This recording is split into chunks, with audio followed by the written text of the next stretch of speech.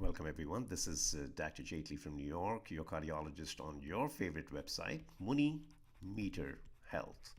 Yes, this is on your social media channels, obviously providing you with human heart awareness and knowledge for cardiology for my medical fraternity groups, including students, residents, fellows, and of my colleagues and my fellows.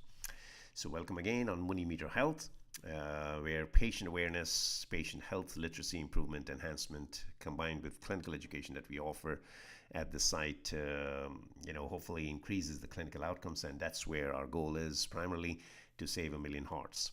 So without any further ado, I like to delve into the subject matter. The matter of the subject today is weekend warriors. What are they? Well, one of the things that we always look at is exercising on a routine basis, right? We always aspire, and it's commonly a New Year's Eve resolution or birthday resolution, or maybe some landmark on the calendar where you say, okay, well, I'm going to start exercising every day. Now, we know we have a huge crunch against our schedules and our day-to-day activities, etc. So you're catching a train, or you're working between two jobs and sending kids to colleges and stuff like that. So there's a huge bunch of activities during the day. So we are always finding an excuse to say, by the way, and not an excuse, maybe it's the truth of the matter that, look, I don't make time to the gym for 30 minutes. Now remember, American College of Cardiology. And then if you look at the exercise societies variously all over the world, they all are recommending one thing. That's 30 minutes times 5, which is 150 minutes. If you can put out as, calorie output, if you will, or, sweat out on the treadmill per week, we are talking about 150 minutes per week. That's roughly about 2.5 hours. Okay, so all you have to do is make it up for 2.5 hours during the during the 7-day week. Obviously, take the weekend off if you like, but then 5 days. In other words, you're really doing 30 minutes times 5. Okay, that's the recommendation. Now you can spread it on the weekend, you can do it on the weekdays, etc. So what are weekend warriors? Weekend warriors are actually who only exercise 2 days of the week, and obviously they do it on the weekends, the 2 days of the week. So they try to make all these 150 minutes, if you will. And that's talking about 75 minutes roughly each day, which is almost an hour and 15 minutes, which is good. So as long as you can do 150 minutes in general and within those 2 days, now that's crucial. You have met the criteria for the ACC. Now, it does not mean that you really have to, start weightlifting on a Saturday and a Sunday morning and beat the treadmill and be on the stair mastering and all that bit. So the whole idea is wanting to see that if you can mix up with cardio aerobics, very important, which is running, walking, swimming, playing tennis, or biking, for instance. So these are all cardio aerobics, if you will.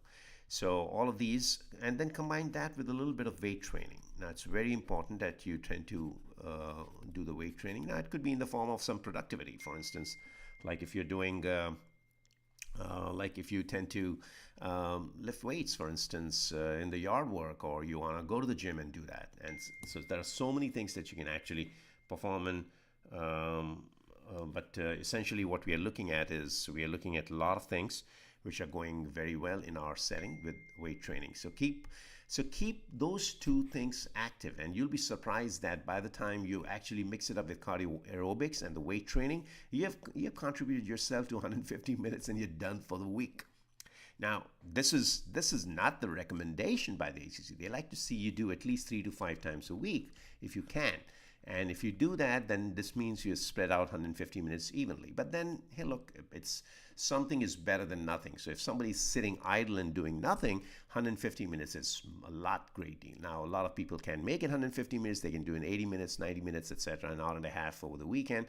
They say, all right, I just indulge on brisk walking in a park or by the beach and, do an hour or 45 minutes each day and get it over with, which is fine, which is great. But, as I said, so the weekend warriors, they can actually do as good. Now, the studies are the following. The results are the following.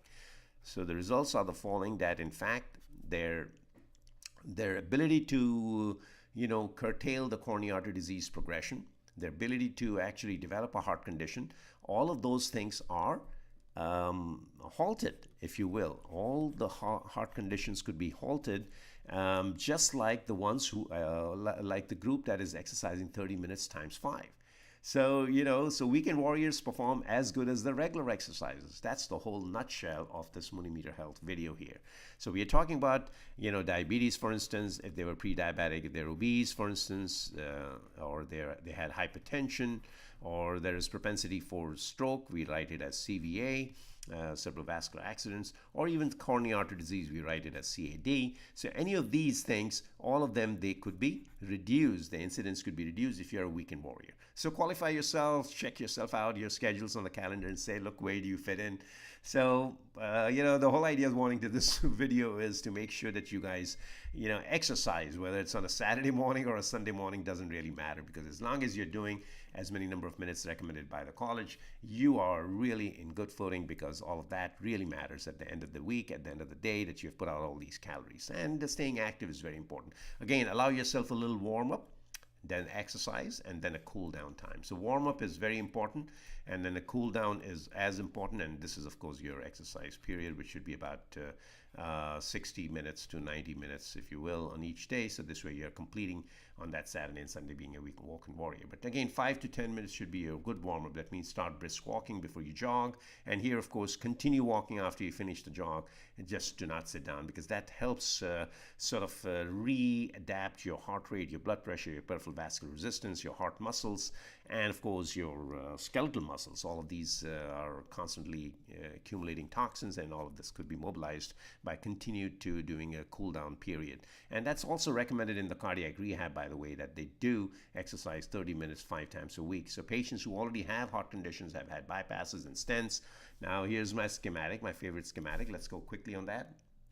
Now, this is your heart. That's my favorite way of drawing the heart, looking at externally. And when you look at it, you'll see that this is the trileaflet aortic valve. This is your LAD, and that goes as a circ, and you have all these branches. And then, of course, these branches are intertwining, and then you have an RCA, which travels like this, and then, of course, gives a very prominent branch, posterior descending up here. So, you may have stents which may have been placed in, if you will, and these stents are localized, or you may have had bypasses. If you had bypasses here, triple bypass here, so these are the 3 vessels that could be involved. So when you have a bypass, for instance, a cabbage, or if you have a stent, which is a PCI, I call it, or if you've suffered an MI, which is a heart attack. So any of these conditions will qualify you for cardiac rehab. And does not mean that you can only go for rehab every day, but even if you do it on the weekends, again, you qualify as a walking weekend warrior. I call it weekend warrior here. But these weekend warriors, they again tend to exercise as much and qualify as good as the regular exercise, and then to derive the benefits as good as the regular exercises. So just mind you.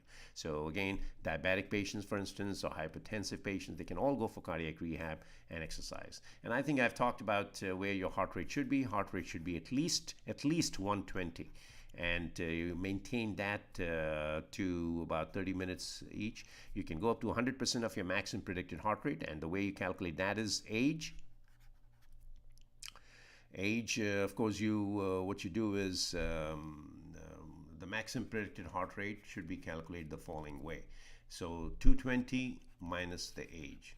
Okay, so say if you're a 40-year-old individual, then the maximum predicted heart rate for that individual is 180. That's maximum predicted heart rate. So you can do 85% of 80%, and 180, 80 to 85% is a pretty good number here to exercise to, and keep it for 30 minutes every day if you like to do the regular exercise. Okay, thanks again for watching MuniMeterHealth. This is your quick take-home message, both for heart awareness, as we like to do the patient education, and then of course it's also great for the medical fraternity, so we like to continue with the clinical education only to improve the clinical outcomes, because that's our goal here, and we like to do that at MuniMeterHealth, your favorite site on social media, where we are constantly coming up with smaller, interesting subjects every day. Okay, so long, and see you again tomorrow. Bye.